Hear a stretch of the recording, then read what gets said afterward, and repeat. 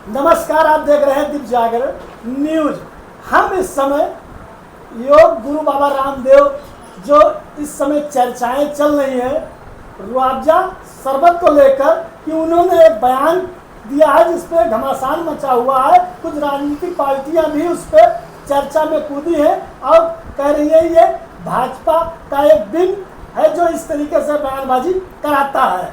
आइए उसी को लेकर हम बात करने के लिए लखनऊ हाई कोर्ट में गणेश मिश्रा जी हैं जो वहाँ के उपाध्यक्ष भी हैं और वक्ता हैं। हम उन्हीं से इसके बारे में विचार लेते हैं, इनका उसको लेकर क्या कहना है।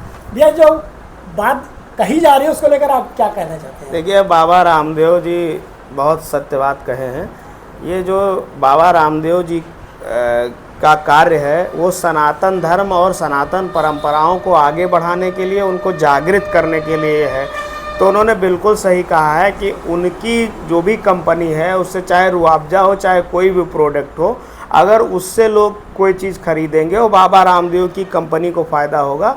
तो वो जैसे आचार्य कुलम चला रहे हैं, बहुत सारी संस्थाएं वो चला रहे हैं, तो उससे जो पैसा बचता है वो उन्हीं चीज़ों में लगाते हैं, अस्पताल भी चलाते हैं। और अगर किसी डिफरेंट कंपनी का, जिसका भी उन्होंने रुआवजे का नाम लिया, अगर वो मान लीजिए किसी दूसरे धर्म के संचालक हैं तो निश्चित तौर पे अपने धर्म के संचालन के लिए चीज़ें उपयोग में लाएंगे। तो बाबा रामदेव का कहना बिल्कुल भी गलत नहीं है और वो योग को इतना आगे बढ़ाए हैं, सनातन परंपराओं को आगे बढ़ा रहे हैं, गुरु आचार्य कुलम चला रहे हैं।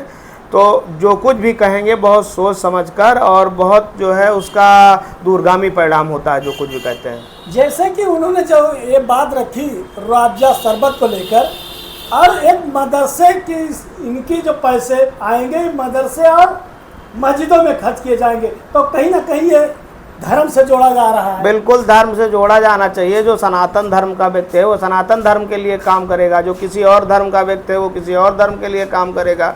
अगर कोई मुस्लिम फाउंडर होगा, मुस्लिम की कंपनी है, तो निश्चित तौर पे वो अपनी ज़कात मस्जिद में लगाएगा, मदरसे में लगाएगा। और अगर बाबा रामदेव या उनके जैसे लोगों की कंपनीज़ का प्रॉफिट बढ़ेगा तो वो सनातन धर्म की संस्थाओं में लगाएंगे।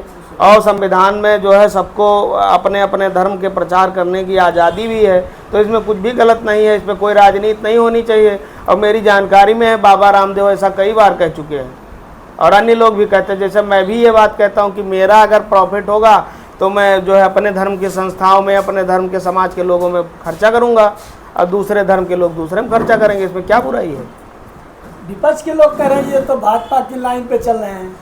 देखिए, जब विपक्ष की सरकार होगी तो बाबा विपक्ष की लाइन पर चले जाएंगे। बाबा को तो बिजनेस करना है कि बाबा और विपक्ष के पास कोई मुद्दा है नहीं, तो वो बाकी मुद्दों को, सड़क नाली खड़ंजा और जो है रोजगार, ये सब छोड़ करके बाबा रामदेव और इस पर बोलेंगे और अपनी लुटिया डुबाएंगे।